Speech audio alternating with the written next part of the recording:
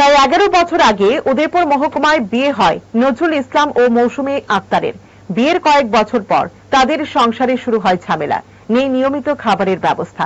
এ নিয়ে গত 1 জুলাই মঙ্গলবার স্ত্রী মৌসুমী আক্তার স্বামী নজরুল ইসলামকে নিয়মিত কাজে যাবার জন্য বলে, সেই সাথে প্রয়োজনীয় খাবারের ব্যবস্থা করা এবং বিদ্যালয়ের ছেলের টাকা ও গৃহ শিক্ষকের টাকা দেবার দাবি করে।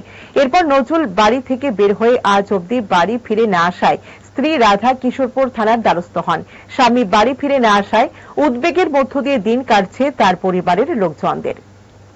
আমার স্বামী মঙ্গলবারে 1 তারিখে বাড়ি গেছে 5:30 বাজে, অন্য কোনো খবর নাই। কি নাম? নজরুল ইসলাম। বাড়ি কোনখানে?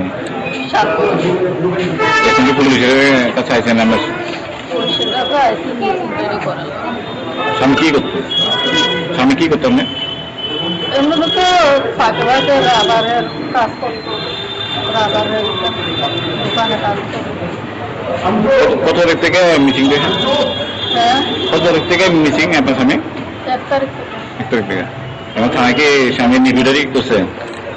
ওখানে আমি থানাতে আইসি, বোতল সাহায্যে মিছিল বের করার লাগে। PNP প্রথমদের সাহায্যে মিসিং। আপনাদের বিয়ে হয়েছে কত বছর হয়েছে?